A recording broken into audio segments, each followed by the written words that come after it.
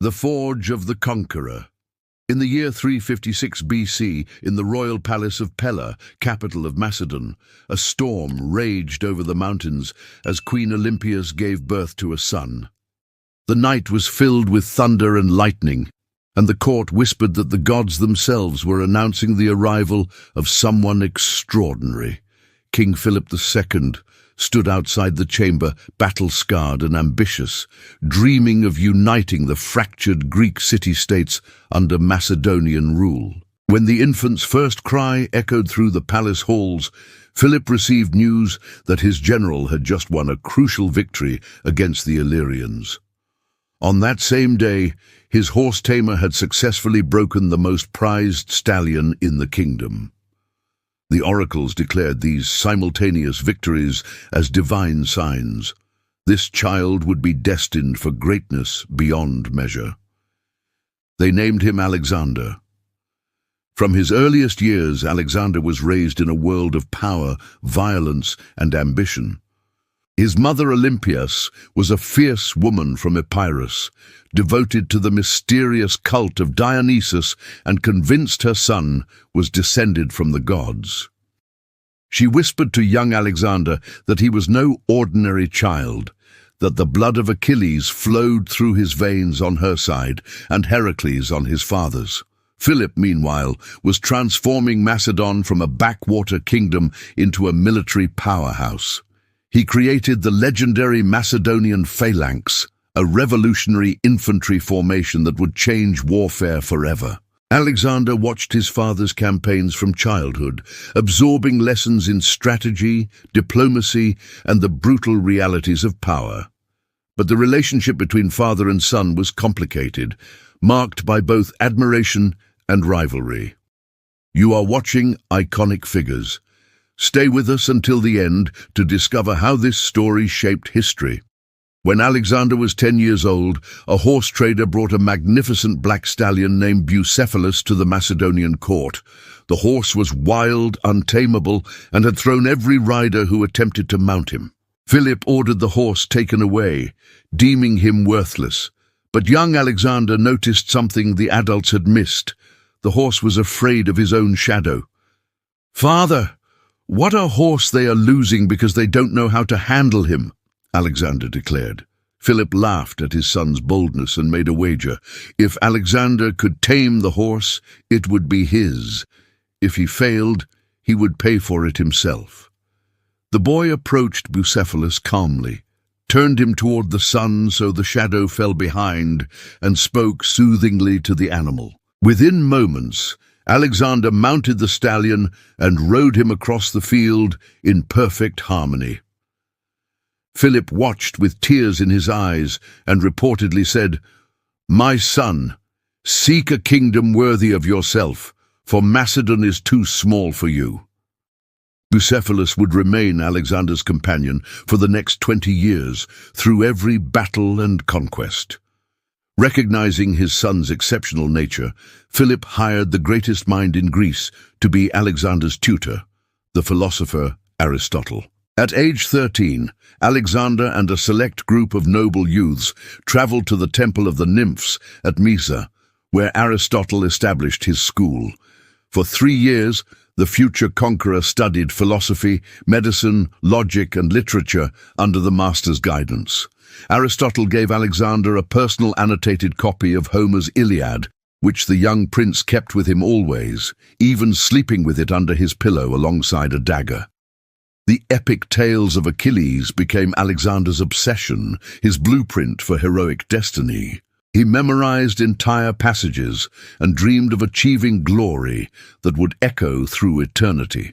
Aristotle taught him that the pursuit of excellence, of arete, was the highest calling of man. But while Alexander absorbed Greek culture and philosophy, he never forgot he was Macedonian, a warrior first and foremost. At 16, Philip left Alexander as regent of Macedon while he campaigned in Byzantium. During this time, a Thracian tribe called the Maedi revolted against Macedonian rule. Alexander didn't hesitate. He gathered troops, marched against the rebels, defeated them decisively, and established a new city called Alexandropolis. It was his first military victory and his first city bearing his name, but it would not be his last. 2 years later, at the Battle of Chaeronea in 338 BC, Alexander commanded the Macedonian cavalry at just 18 years old. He led the decisive charge that shattered the elite Theban sacred band, ending Greek resistance to Macedonian power. Philip had finally achieved his dream. Greece was united under Macedonian hegemony. But the victory celebration would be short-lived, as the relationship between father and son began to fracture. Philip took a new wife, a young Macedonian noblewoman named Cleopatra Eurydice, displacing Olympias in his affections. At the wedding feast, Cleopatra's uncle drunkenly toasted that Philip might now have a legitimate heir, implying Alexander's bloodline was tainted by his mother's foreign origins. Alexander hurled his cup at the man, shouting, "What am I then? A bastard?" Philip drew his sword and lunged at his own son, but stumbled and fell in his drunken rage. Alexander mocked him. "Here is the man who prepares to cross from Europe to Asia, yet he cannot even cross from one couch to another." That night, Alexander fled with his mother to Epirus into voluntary exile. For months, father and son remained estranged, while the court buzzed with rumors about succession. Eventually, diplomats managed to reconcile them, and Alexander returned to Pella, but trust between them had been broken. The tension in the royal household grew unbearable, with Olympias constantly warning Alexander that Philip might disinherit him. Philip began planning his greatest ambition yet, an invasion of the Persian Empire, the superpower of the ancient world. In 336 BC, as preparations for the Persian campaign continued, Philip arranged a grand celebration for the marriage of his daughter. Nobles and ambassadors from across Greece gathered in the ancient Macedonian capital of Aigai for the festivities. On the second day, as Philip entered the theatre, he walked ahead of his bodyguards to display his confidence and power before the assembled Greeks. Suddenly, one of his own bodyguards, a young nobleman named Pausanias, rushed forward with a hidden dagger. Before anyone could react, Pausanias plunged the blade into Philip's chest. The king who had unified Greece and prepared to humble Persia died almost instantly. Chaos erupted in the theatre as Pausanias fled toward waiting horses, but Philip's other guards pursued him. They caught him quickly and killed him on the spot, ensuring he could never reveal who had ordered the assassination. To this day, the truth remains shrouded in mystery. Was it a personal vendetta, a Persian plot, or something more sinister? Many whispered that Olympias had orchestrated her husband's murder, perhaps even with Alexander's knowledge. But no evidence was ever proven, and both mother and son denied any involvement. What was certain was this: at 20 years old, Alexander was now king of Macedon. The Greek city-states, seeing an opportunity in the transition of power, immediately began to revolt. Thebes, Athens, and others declared they would no longer submit to a boy king. The Persian Empire watched with interest, hoping Macedon would collapse into civil war. Alexander's own nobles doubted him, suggesting he abandon his father's Asian ambitions and focus on securing his precarious position. But Alexander was not his father. Where Philip had been patient and calculating, Alexander was bold and swift as lightning. Within days of his coronation, he executed potential rivals and secured the loyalty of the army. Then he turned his attention to the rebellious Greeks. He marched south so quickly that the city-states were stunned by his speed. At Thessaly, he outflanked the Greek defensive positions by having his men cut steps into the sheer face of Mount Ossa, bypassing the fortifications entirely. The Thessalians submitted without a fight. Athens, terrified, immediately sent ambassadors begging forgiveness. At Corinth, Alexander was confirmed as hegemon of the League of Corinth, inheriting his father's position as commander of the unified Greek forces. It was here that he allegedly met the philosopher Diogenes, who lived in a barrel and rejected all material possessions. When Alexander found him sunbathing, the young king asked if there was anything he could do for the wise man. Diogenes replied simply, "Yes, stand out of my sunlight." Alexander's companions were offended, but the king laughed and said, "If I were not Alexander, I would wish to be Diogenes." But not all Greeks submitted peacefully. Thebes remained defiant, believing rumors that Alexander had died in battle to the north. Alexander appeared before their walls with his entire army, giving them one chance to surrender. The Thebans refused, confident in their military tradition and sacred band of warriors. Alexander's response was ruthless and calculated to send a message that would echo across the ancient world. The conquest of the world. In 335 BC, Alexander stood before the walls of Thebes, a city that had dared to believe he was weak. The siege was brief and merciless. Alexander's forces breached the walls, and what followed was one of the most brutal suppressions in Greek history. 6,000 Thebans were killed in the fighting, and 30,000 were sold into slavery. The city itself was razed to the ground, every building destroyed except for the temples and the house of the poet Pindar. Alexander spared the poet's home as a symbol. Culture deserved respect, but rebellion would be annihilated.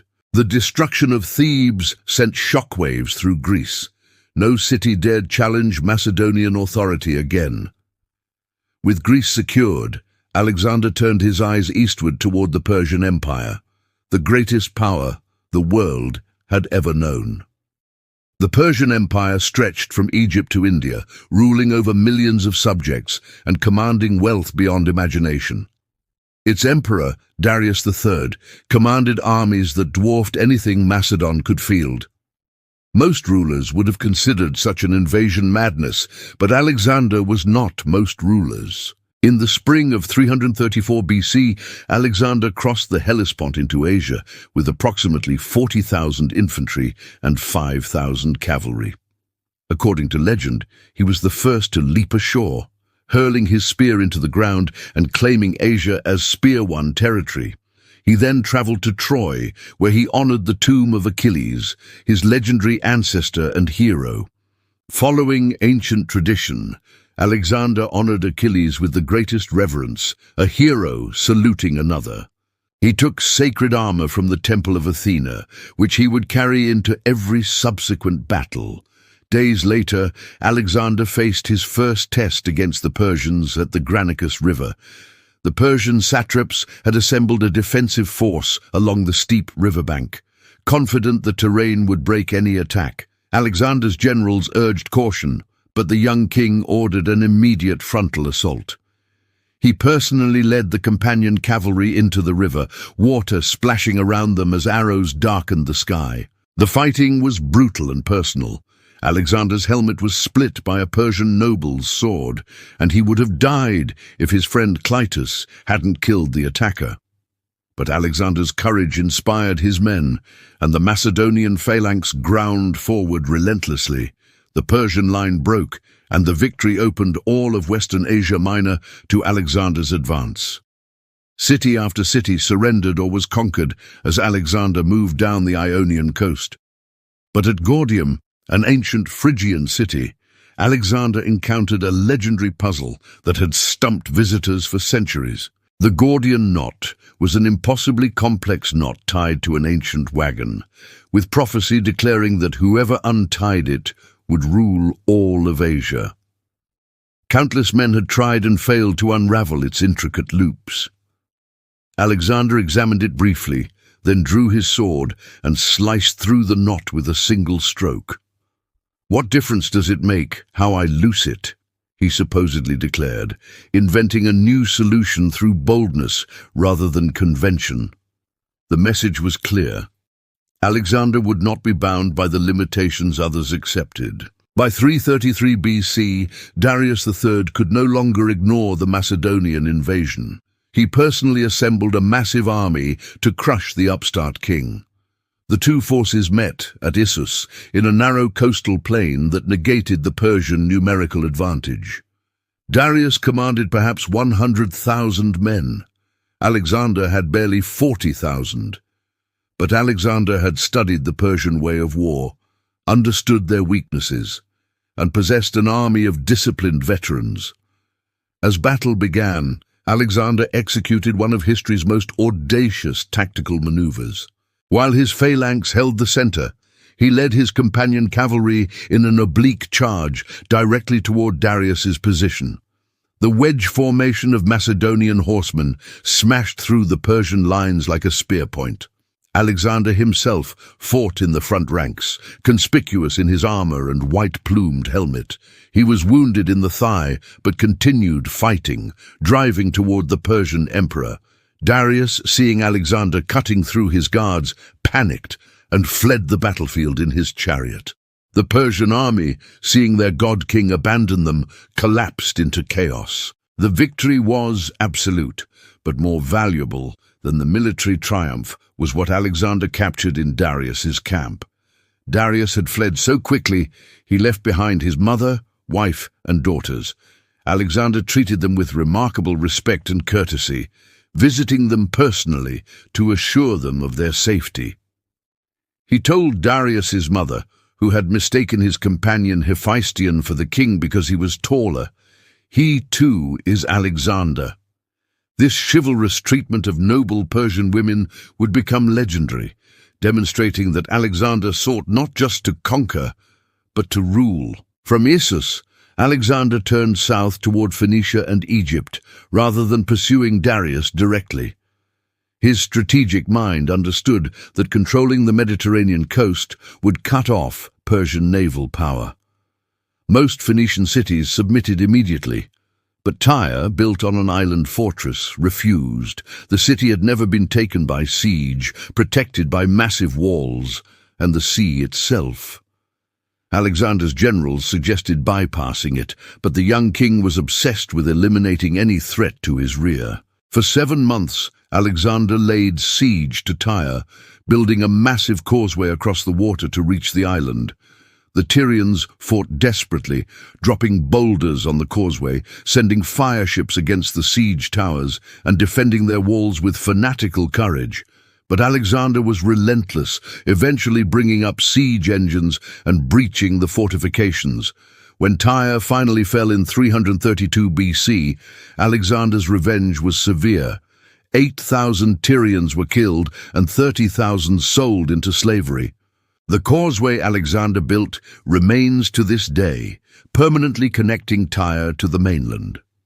After Tyre, Alexander swept through Palestine and into Egypt, where he was welcomed as a liberator from Persian rule. The Egyptians, who had chafed under Persian occupation, crowned him as pharaoh and declared him the son of the god Amun-Ra. Alexander embraced these divine honors, whether from genuine belief, political calculation, or a fusion of both. He founded the city of Alexandria on Egypt's Mediterranean coast, which would become one of the greatest cities of the ancient world. Then, driven by a mysterious compulsion, Alexander journeyed across the brutal Libyan desert to the Oracle of Siwa. This remote temple was sacred to Amun, whom Greeks identified with Zeus. What happened inside the oracle's sanctuary remains one of history's great mysteries, as Alexander never fully revealed what he was told, but he emerged with an unshakable conviction in his divine destiny and semi-divine status. His companions noticed a change. Alexander now believed himself chosen by the gods for unprecedented glory. In 331 BC, Alexander finally turned his attention back to Darius, who had spent 2 years assembling the largest army Persia could muster.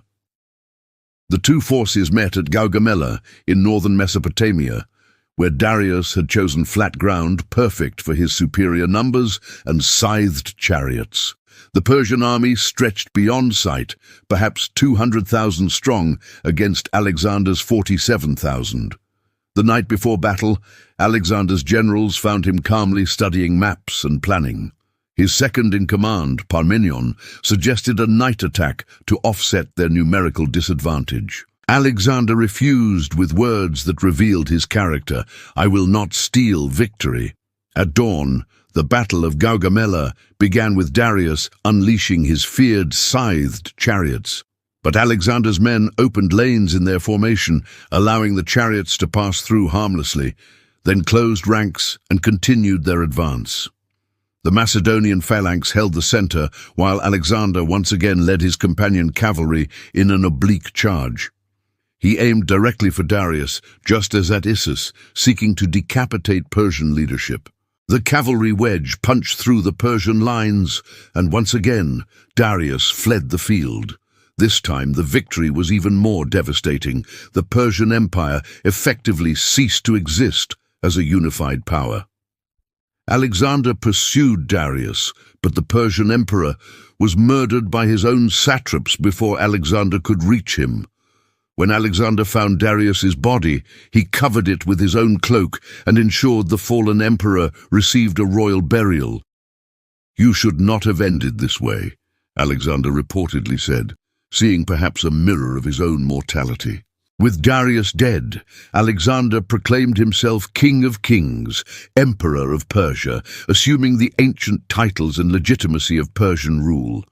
He entered Babylon in triumph, where he was greeted with flowers and hymns.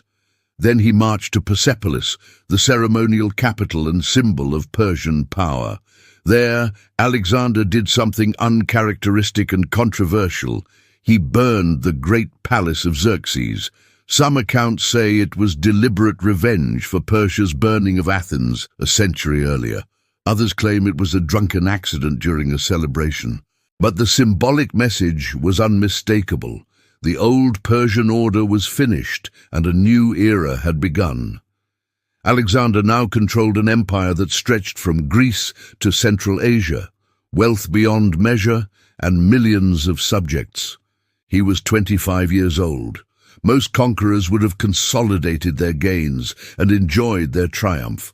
But Alexander's ambition had no limit, his hunger for glory no satisfaction point. He looked eastward beyond the known boundaries of civilization and decided to continue. "There are no more worlds to conquer," he would later supposedly lament, though this was far from true.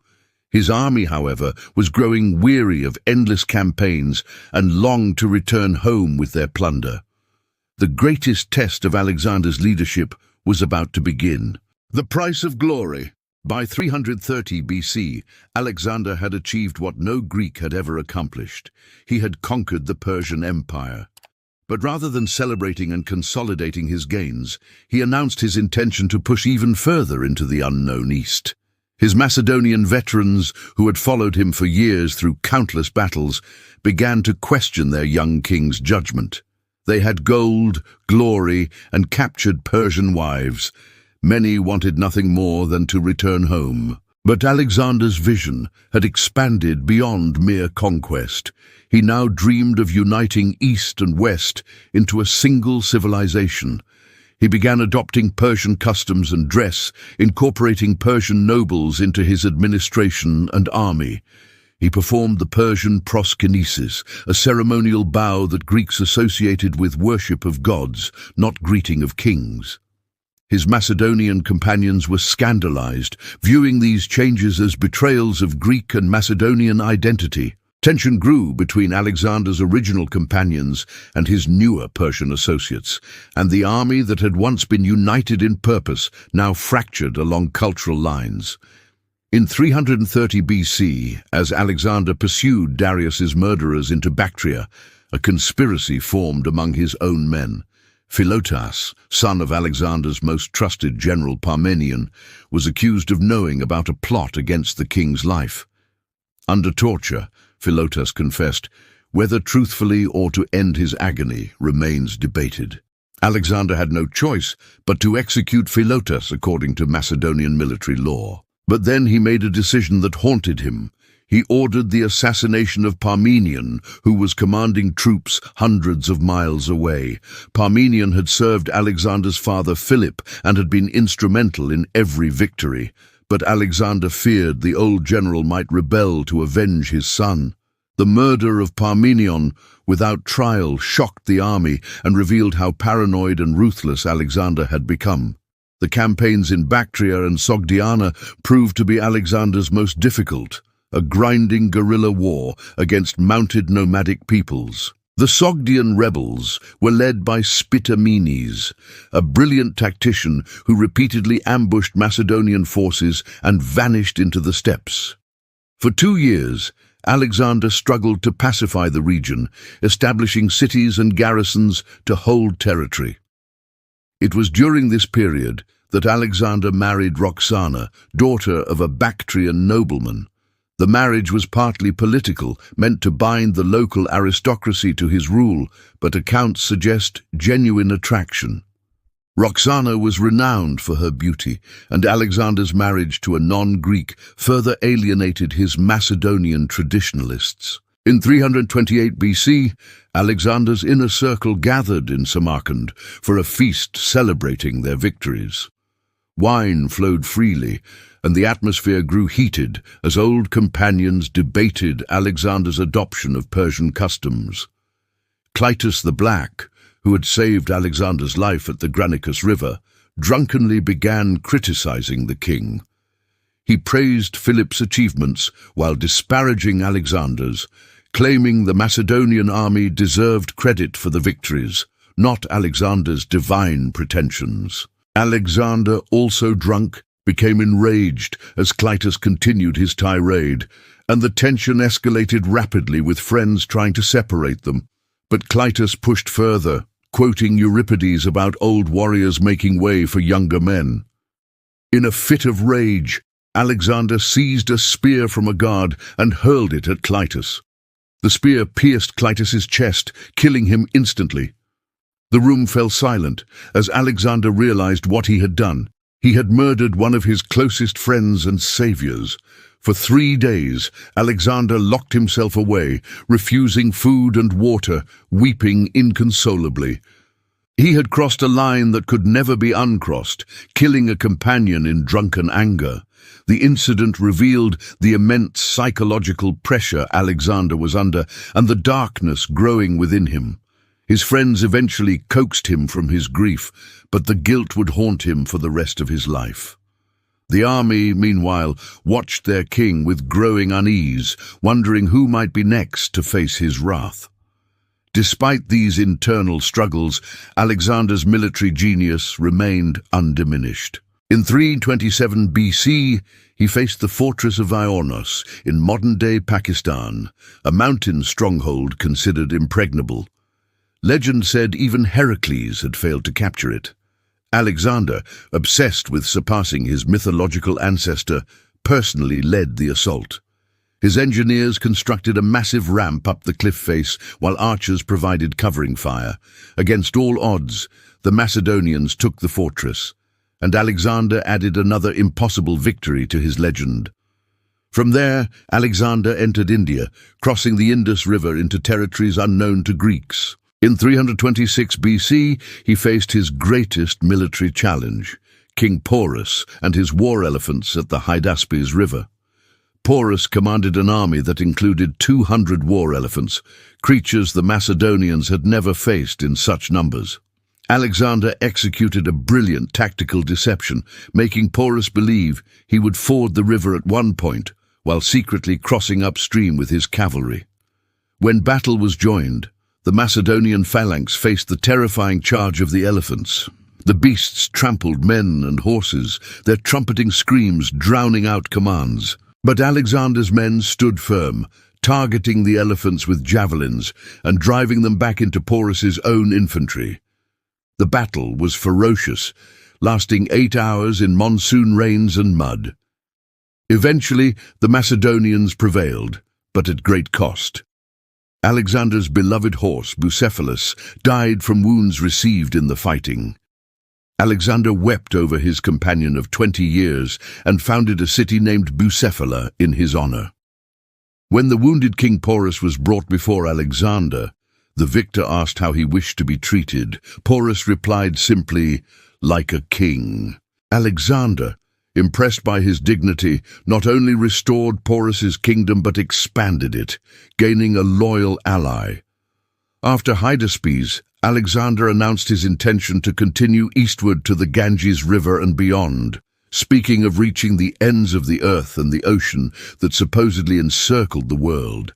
But his army had reached its breaking point after 8 years of continuous campaigning, traveling thousands of miles from home.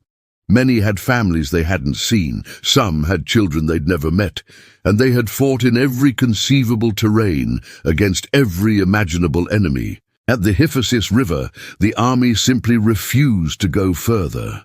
No matter how Alexander pleaded, threatened, or inspired, his men would not move.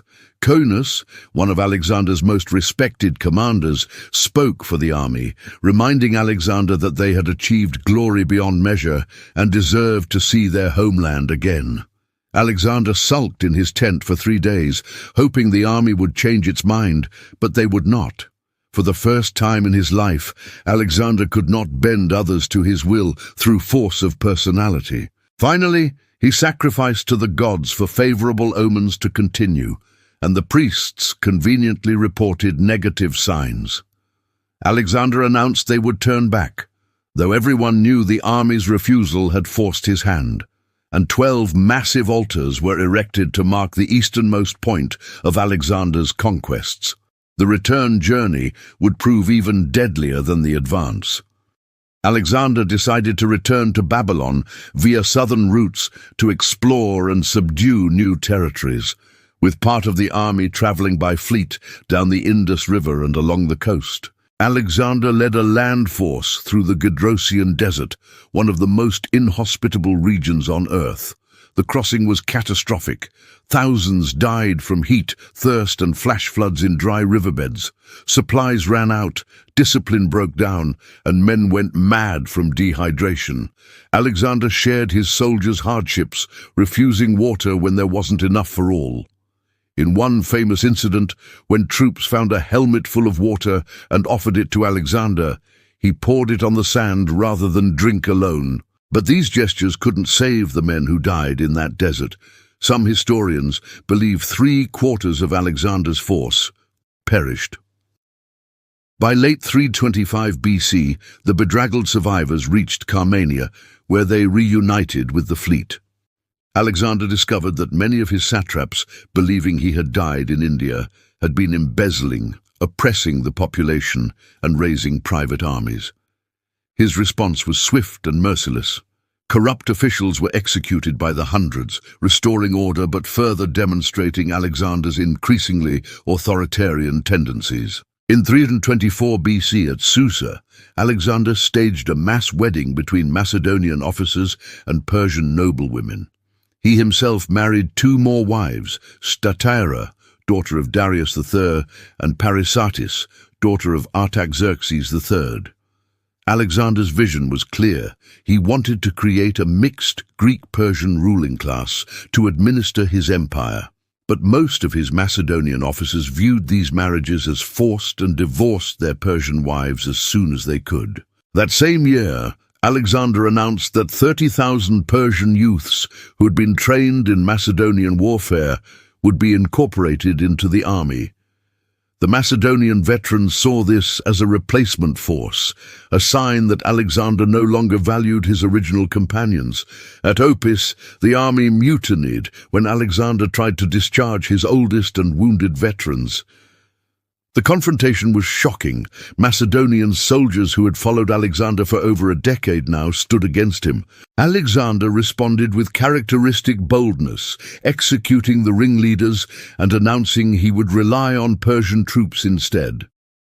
The Macedonians, faced with the prospect of being replaced, backed down and begged forgiveness. Alexander wept and reconciled with them, but the incident revealed how fragile his control had become.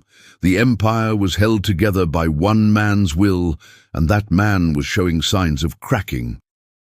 In autumn 324 BC, Alexander's closest friend, Hephaestion, who had been his constant companion since childhood, died suddenly of fever. Alexander's grief was overwhelming and disturbing. He lay on Hephaestion's body for an entire day, refusing to move. He ordered elaborate mourning rituals, executed Hephaestion's doctor, and planned a funeral monument that would cost the equivalent of a year's revenue. He even sent to the oracle of Ammon, asking if Hephaestion could be worshipped as a god. The loss of Hephaestion removed the one person who could moderate Alexander's increasingly erratic behavior. Without his friend's counsel, Alexander became more isolated, more paranoid, and more convinced of his own divinity. The signs were clear. The strain of constant warfare, political intrigue, and the weight of ruling an empire was taking its toll. And Alexander was no longer the brilliant young king who had inspired absolute loyalty. He was becoming unpredictable, dangerous, and alone at the pinnacle of power. The question was no longer what Alexander would conquer next, but whether he would survive himself. Tentar novamente. O Claude pod cometer erros, confira sempre as respostas. Sonne 4.5. The last days of a conqueror. In the spring of 323 BC, Alexander arrived in Babylon, the jewel of his empire, and the city he had chosen as his capital. Babylon's massive walls and hanging gardens symbolized the ancient civilizations Alexander had absorbed into his dominion. But as he approached the city, Chaldean priests warned him not to enter, prophesying death if he did. The superstitious among his entourage urged him to heed the warning, but Alexander dismissed it as barbarian nonsense. "How can I rule an empire if I fear to enter my own capital?" he reportedly said, and marched through Babylon's gates. At 32 years old, Alexander was planning his next campaigns, an invasion of Arabia, followed by expeditions to Carthage and Rome. His ambition remained limitless, even as his body showed the accumulated damage of 13 years of continuous warfare. He bore scars from wounds received in Egypt, Persia, Central Asia, and India, and an arrow wound to his chest from the siege of the Malian city had nearly killed him and never fully healed. His physicians warned him to moderate his lifestyle, but Alexander continued his pattern of heavy drinking and exhausting activity. In late May 323 BC, Alexander attended a prolonged banquet hosted by his friend Medius of Larissa. The party stretched late into the night, with wine flowing freely according to Macedonian custom. Alexander, who had been abstaining somewhat since Hephaestion's death, drank heavily that evening. Near dawn, he suddenly complained of intense pain in his abdomen, as if struck by a spear. He was carried to his bed, where fever quickly set in. At first, his physicians weren't overly concerned. Fevers were common, and Alexander had survived worse. But over the next days, his condition deteriorated rapidly. The fever burned hotter, he couldn't keep food down, and his legendary strength began to fade. By June 3rd, Alexander could no longer speak clearly, though he was still conscious. His commanders came to his bedside, and according to accounts, each one filed past to pay respects. When Perdiccas asked who should inherit the empire, Alexander supposedly whispered, "To the strongest, or possibly to Crateros." Some sources claim he said nothing at all, merely gesturing weakly toward his generals.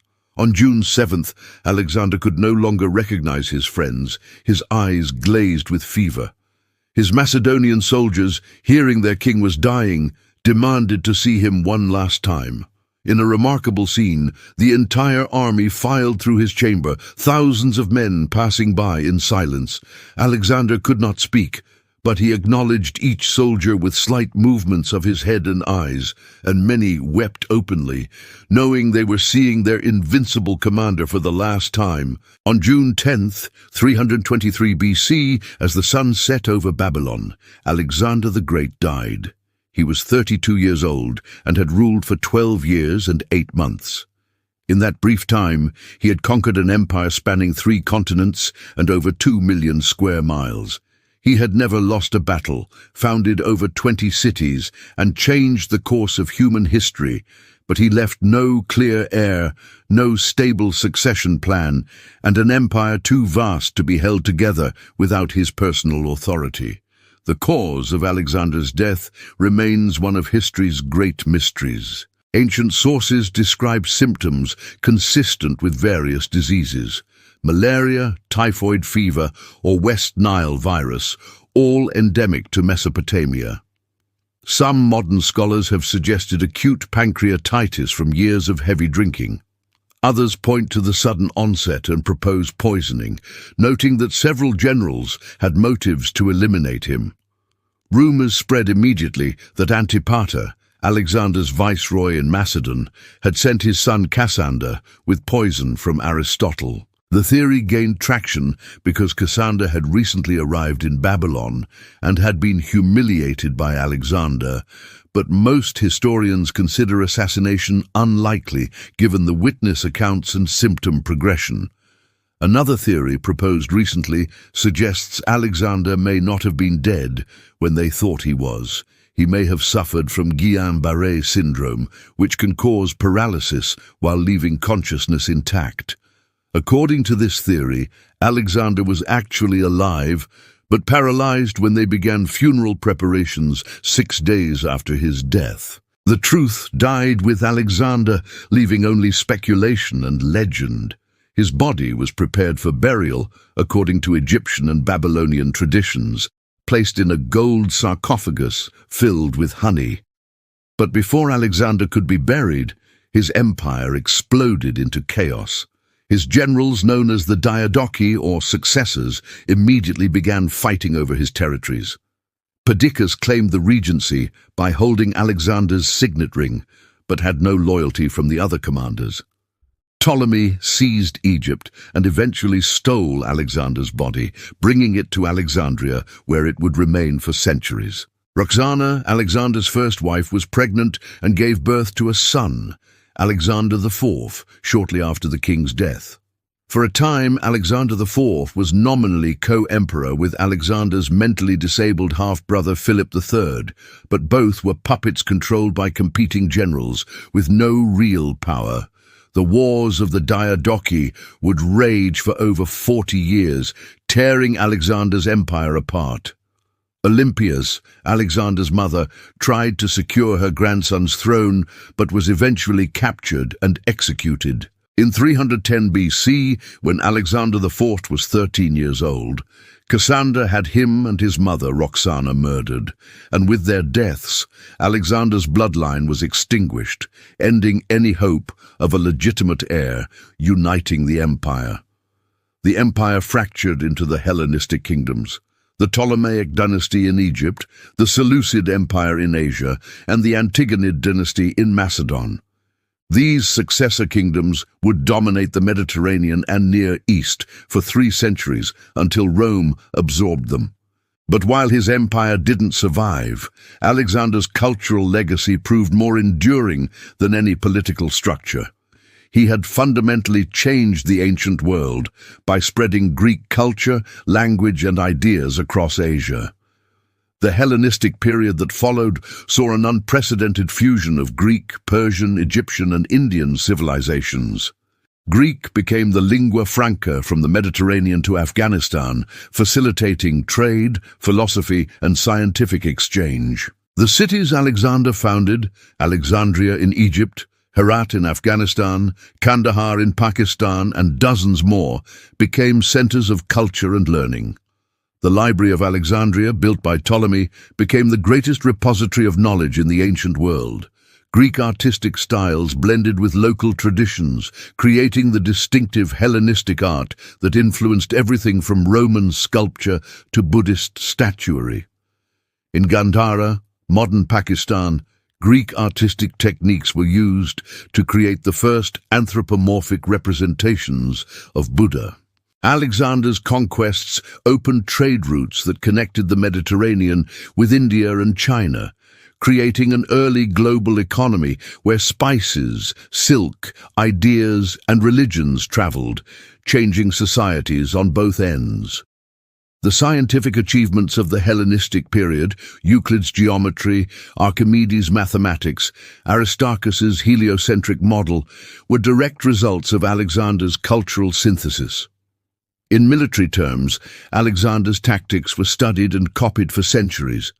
The Roman legions adopted modified versions of the Macedonian phalanx and combined arms approach. Military academies still study his battles at Gaugamela and Hydaspes as examples of brilliant tactical thinking. His understanding that logistics, intelligence, and adaptability matter as much as courage influenced warfare up to modern times. But perhaps Alexander's greatest impact was on the imagination of future generations. He became the archetype of the heroic conqueror, the standard against which all military leaders measured themselves. Julius Caesar famously wept before a statue of Alexander, lamenting that at Alexander's age he had conquered nothing. Napoleon carried a biography of Alexander on campaign and saw himself as a spiritual successor. Pompey, Trajan, Caracalla, and countless other rulers imitated Alexander's appearance, style, and ambitions. In the Islamic world, Alexander appears as Iskandar in Persian poetry and Dulkarnain in the Quran, transformed into a prophet figure, a wise philosopher king who traveled to the ends of the earth. Medieval European romances embellished his story with fantastic elements, conversations with philosophers, encounters with mythical beasts, journeys to paradise. The Alexander romance became one of the most widely translated and read texts of the Middle Ages, second only to the Bible. Even in India, Alexander appears in local histories as the Great Sikandar, whose invasion marked a turning point in subcontinental affairs. In modern times, Alexander remains controversial. Scholars debate whether he was a visionary uniter of civilizations or a brutal conqueror. Some see him as a genius who dreamed of a cosmopolitan world-state transcending ethnic divisions, while others view him as a megalomaniacal tyrant who destroyed cultures and enslaved populations for personal glory. The truth likely contains elements of both perspectives. Alexander was undeniably brilliant. His strategic vision, tactical flexibility, and leadership were extraordinary, and his ability to inspire loyalty, assimilate cultures, and think beyond traditional boundaries was remarkable. He showed mercy to defeated enemies like Porus, respect for Persian royal women, and genuine interest in foreign cultures. But he was also ruthless, capable of extreme violence when challenged or opposed. The destruction of Thebes and Tyre, the murder of Cleitus, the execution of potential rivals revealed a darker side. His increasing belief in his own divinity and intolerance of dissent showed the corrupting influence of absolute power. The question remains, what would Alexander have accomplished if he had lived longer? Would he have successfully blended Greek and Asian cultures into a stable political system? Or would his administrative genius have matched his military prowess, creating institutions that outlasted him? Or would the empire have collapsed anyway, too vast and diverse to be governed even by Alexander himself? Some historians suggest his early death actually enhanced his legend by preserving him at the peak of his power. Had he lived, he might have faced rebellions, administrative failures, and the mundane challenges of governance that tarnish reputations. Instead, he died young, beautiful, and victorious, achieving the immortal glory he craved. In one sense, Alexander succeeded in his ultimate ambition. He became immortal through fame. Over 2,000 years after his death, people still debate his character, study his tactics, and tell his story. His name is instantly recognizable across cultures, his image familiar even to those who know little history. The boy who slept with Homer's Iliad under his pillow achieved glory that matched his hero Achilles. Whether you view him as a visionary hero or a cautionary tale of ambition's excess, his impact is undeniable. Alexander the Great changed the world, connected civilizations, and expanded humanity's sense of what was possible. He proved that a single individual, with enough courage, intelligence, and will, could reshape history. From a small kingdom in Macedonia, he built the largest empire the world had yet seen, crossed mountains no army had passed, defeated enemies thought invincible, and reached lands Greeks believed were mythical. And then, at the moment of ultimate triumph, he was gone, leaving only his legend. Today, his tomb has never been found, lost somewhere beneath Alexandria, or perhaps removed and hidden centuries ago. But in a deeper sense, Alexander needs no tomb. His monument is the world he changed. Every cultural exchange between East and West, every fusion of ideas across civilizations carries traces of his influence. The young king who died at 32 achieved immortality after all, not as a god, but as the man who showed humanity the shape of its connected future. This was another episode of Iconic Figures. Subscribe to our channel for more powerful documentaries about the minds and leaders who changed the world.